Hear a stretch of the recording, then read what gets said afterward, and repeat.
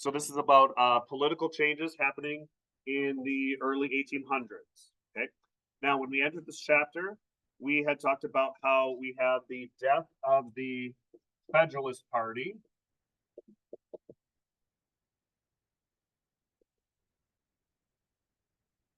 And remember that we enter in this time period called the era of good feelings,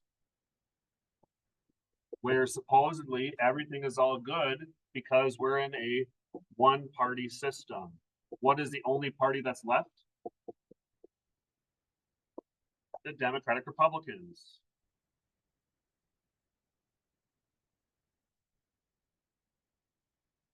So all people who used to be Federalists will join up with the Democratic Republicans. Does that mean that they change all their opinions on everything? No, but they're still kind of in the Democratic Republican Party. And what they'll do is they'll kind of fight from within that party to push for the old Federalist ideas. Things like having a strong national bank, having tariffs, right? All these different things that they wanted before. We call these people the National Republicans. Can anyone remember some examples of people who were National Republicans? I can think of two important people. We have John Quincy Adams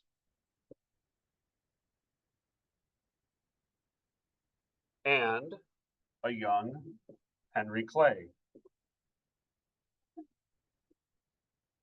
Now, in the election of 1824, we have various people running for president, like Adams and Clay and another guy we don't care about, and Andrew Jackson. Ultimately, the election of 1824 leads to a big problem, right? Because nobody gets a majority electoral college votes. So who decides when there's no majority electoral college votes? The House of Representatives decides.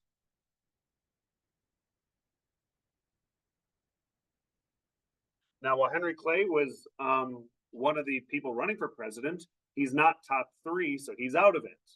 He's also the Speaker of the House, so he has a lot of influence on the House of Representatives. And he uses his influence to get people to vote for who? John Quincy Adams. Clay helps John Quincy Adams. And then when Adams becomes president, he makes Clay his Secretary of State. So who's really upset by this? Jackson is mad. Jackson feels like this is ignoring what the people want, and he calls this whole situation what? The corrupt bargain.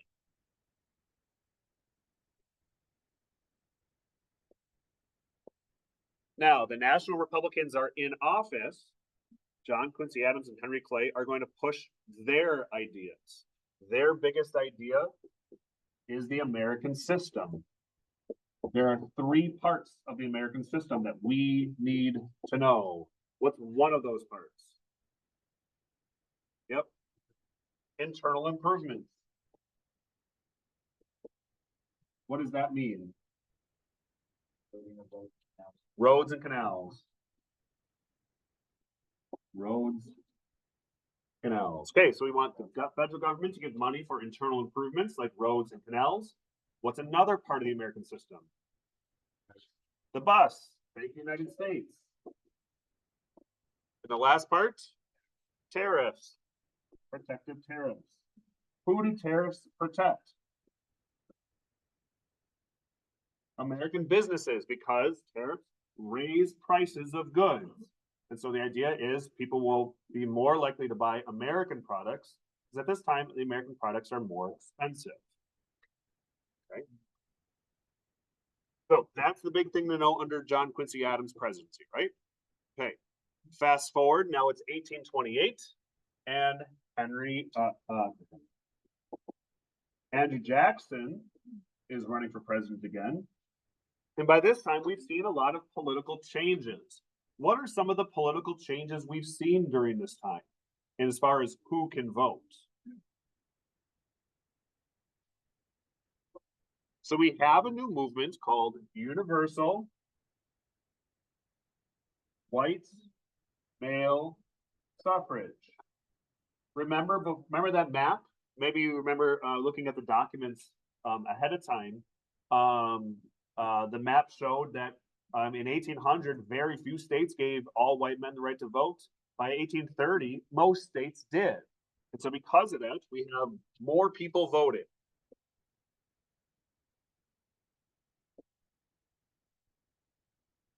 We also have Jackson trying new things, like having parades, mass meetings.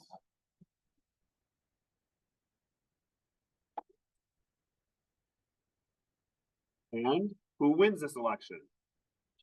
Jackson wins big time. Now, John Quincy Adams is kind of afraid.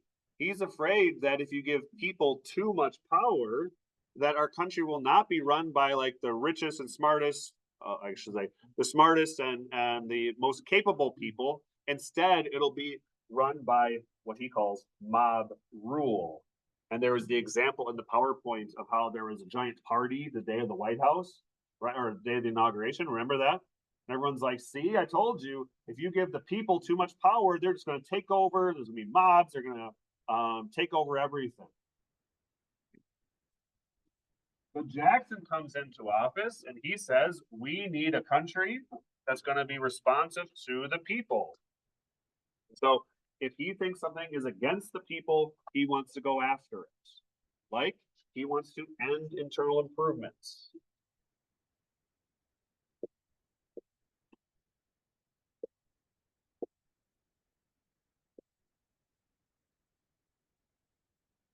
Let's stop these roads and canals being built by the national government. And if we don't need to spend money on all these roads and canals, that means we don't need to have such high tariffs. We don't need as much money. He wants to lower tariffs. However, Congress doesn't really agree with him on that. In fact, they're going to raise tariffs. Remember what this tariff is called, the special tariff? Tariff of abominations. What's abomination? Atrocity. It's terrible. It's bad. It's no good, right? So what group of people would call this the tariff of abominations? They're most likely live where? Okay, mostly in the South. Okay, because remember, the South is buying all these products, and if there's tariffs, it makes it more expensive for them. Because either they have to buy the expensive northern goods, or now they have to buy the expensive foreign goods. So either way, they're spending a lot of money. So the South doesn't like this. In fact, one state threatens to do what? Not to secede. They're threatening to nullify the law. Some of these states, like South Carolina, are going to say if a law is unfair to certain states, then they should be able to nullify it and not listen to it. They should be able to ignore the law if possible, or no, if they want to. And this is a pattern that we've seen. We've seen other states do this already. Back in Unit 2, we saw states declare laws that are unconstitutional, like the Sedition Acts. In fact, states passed resolutions saying those laws were unconstitutional. What were those resolutions called? Kentucky and the Virginia resolutions. It's the same thing.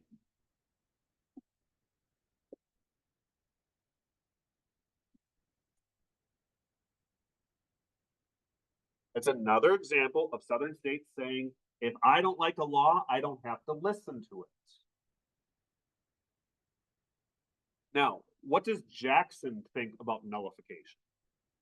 Does he support it or is he against nullification? Jackson's against it.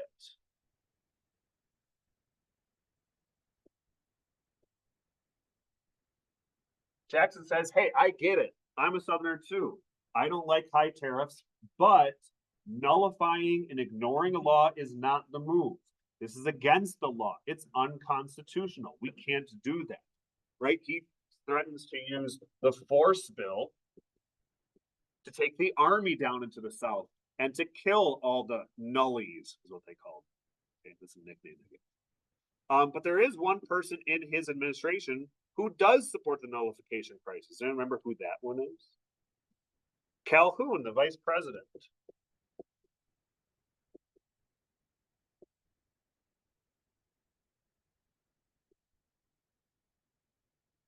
John C. Calhoun, vice president and worst person in the world, does support nullification. He resigns. He goes to become a senator to support nullification, and he wants to protect slavery as much as possible. Remember, now as we're getting into 1820s and 30s, plantation owners are no longer calling slavery a necessary evil. Instead, they're calling it what? A positive good. And who's one of the biggest proponents of the positive good theory? John C. Calhoun.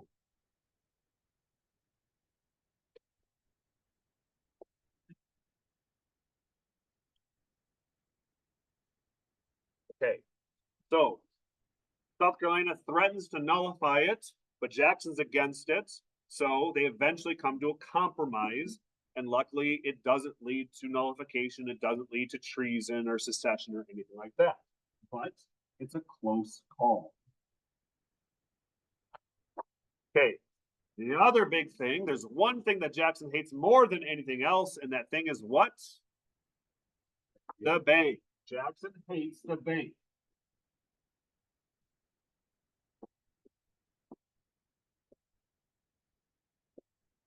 Jackson thinks the bank is corrupt, especially against the people. He thinks it ignores the people and only cares about the rich and businesses. So he's going to try to kill the bank. He first vetoes the recharter bill. So remember, it's a new bill saying, hey, we're going to bring back the bank for another 20 years. And Jackson vetoes it, says, nope, not going to happen. And so to kill the bank, what does Jackson do? What is it, Bridget?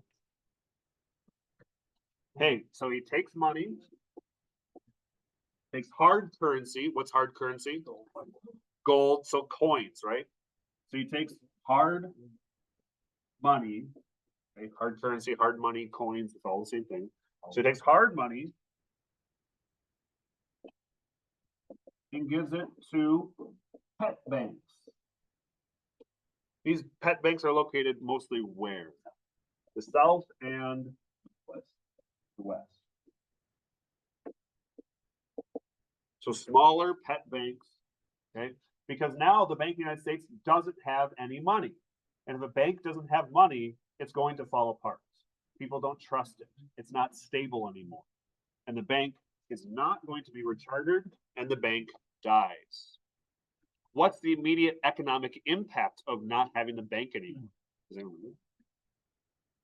No more safety net, and it leads to the Panic of 1837, right? Where we have a recession, where there's high unemployment, where there is no way for the government to keep things stable. So we have a panic. Okay. Last thing for Jackson, this actually happens right at the end of his presidency. What can we say about Jackson and his connection with Native Americans? Well, it's not good. What's the law that passes during the end of his presidency? Indian Removal Act.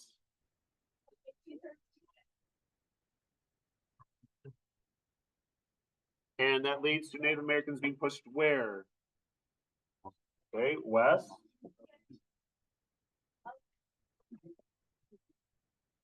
To the Great Plains. And the pathway that people took from where they live in the East Coast to the Great Plains is called what? Years. So it's not a single trail. It's a pathway wherever people were from to the new place. So maybe people were in Georgia before, and now they're pushed to places that are nowadays Oklahoma. Or people in southern Wisconsin were pushed out of their home and into the Great Plains. Okay. Questions about any of that? Okay, we're going to go super fast here because we're going to have a new political party during this time, right? We're going to have the Whig Party. There are Northern Whigs and there are Southern Whigs. Northern Whigs are basically the same thing as the National Republicans. They believe in the American system. Southern Whigs are basically the opposite of that. They don't like the American system. So why are they together? What's something that they believe in common? They all hate Jackson.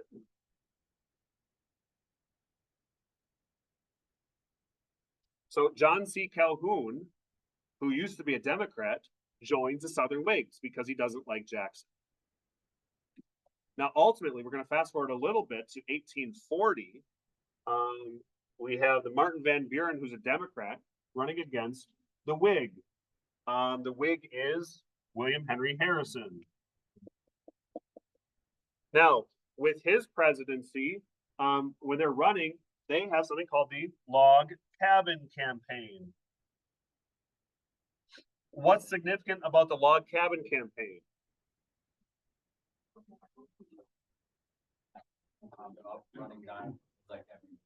Yeah, you need to pretend you're a common man.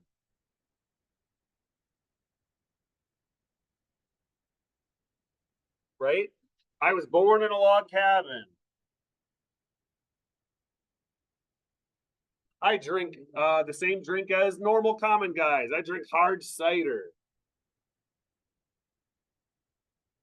It doesn't matter if it's true or not. What matters is you're creating this perception to people that that's who I am. And people loved it. And they voted for William Henry Harrison. He's not only someone who was born in a log cabin, he really wasn't, and always drinks hard cider, he probably didn't, but he also is famous because of what? He was a war hero. And Americans love war heroes. So he's easily becomes the next president. So this is going to push on this idea of if you are running for president, you need to show you're a common man. Okay, you're just like everybody else. Okay, you're normal. You're not just some disassociated person. You're just like everyone else. Now, what happened to William Henry Harrison? He dies. So the Northern Whig dies, and the Southern Whig takes over. Who is that guy? John Tyler. And John Tyler takes over, and we'll talk about him in chapter 11, right? Where he doesn't have much power. Nobody wants to be his friend because he wants to be a Southern Whig. The Northern Whigs are mad because he doesn't like the American system. The Democrats don't like him because it's like, oh, you cheated on us. You went and joined the other team. So nobody likes John Tyler, except for his wife that's like 40 years younger. So. Okay. Questions about chapter 9? I mean, I'm assuming his wife likes it. Hope his wife liked it. Very good. Yes. Okay.